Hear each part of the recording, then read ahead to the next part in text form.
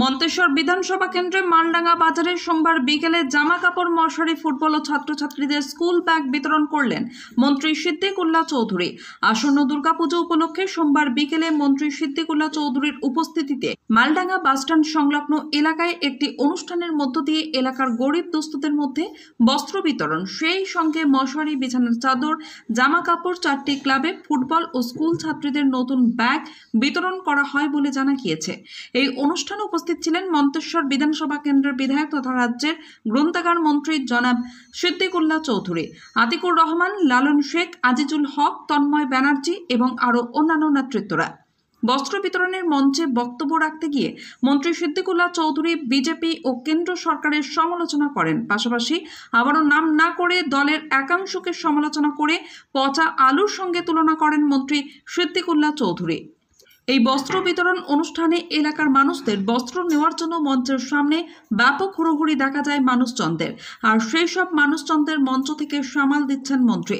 আজকের এই মঞ্চ থেকে মশারি, বিছানার চাদর, শাড়ি, জামা কাপড়, ছাত্রছাত্রীদের স্কুল ব্যাগ, ফুটবল সহ মোট 500 জনকে বিতরণ করলেন মন্ত্রী সিদ্দিকুল্লাহ চৌধুরী। এখন সাংবাদিকদের মুখোমুখি হয়ে কি জানালেন মন্ত্রী সিদ্দিকুল্লাহ চৌধুরী, শুনুন। মন্তেশ্বরের মালডাঙ্গা থেকে ফাইজুল শেখের রিপোর্ট, MBS নিউজ। মাননীয় মুখ্যমন্ত্রী বিধায়কদের কাপড় দিয়ে থাকে। ইতিপূর্বে গত 4 বছরে 7 জায়গায় আমি কাপড় বিতরণ করেছি, পুজোর কাপড়, যেমন কুসুমগ্রাম বাজার,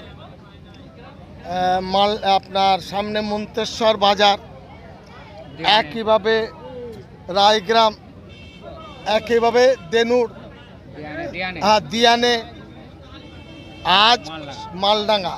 আমরা সে পুজোর কাপড় বিতরণ করতে এসেছি।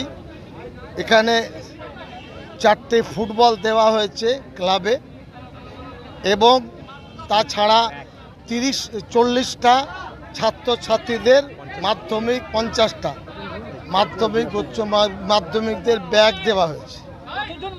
আর শাড়ি, ধুতি, চাদর, বাচ্চাদের পাঞ্জাবি, পায়জামা, এরপরে বেডশিট, সব মশারি মিলে প্রায় 550 থেকে 600 হবে।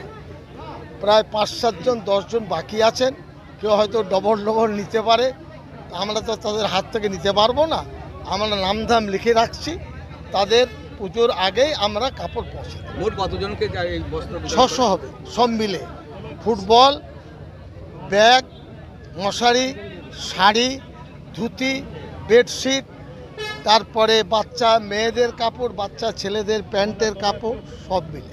সাহেব, এইখান থেকে আপনাকে গো ব্যাক স্লোগান দেওয়া হয়েছিল এবং কালো পতাকা দেখানো হয়েছিল। আপনি সেই জায়গাতেই আজকে বড় প্রোগ্রাম করলেন, কি বার্তা দিলেন?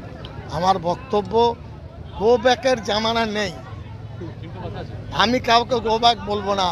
জনগণের হাতে ক্ষমতা, জনগণের বাইরে ক্ষমতা কারোর হাতে নেই। জনগণ যেদিকে ক্ষমতা তাদের। বক্তব্য, কোনো রাজ্যের কোনো জেলার এখনো আউট হয়নি। কলকাতার MLA-দের নিয়ে অবশ্যই আজকে বসেছিলেন। সবগুলো একসাথে গুটিয়ে আসলে তবে মানে ওই এ আল থেকে ওয়াল যাওয়া যাবে। ব্লক কমিটি, হ্যাঁ।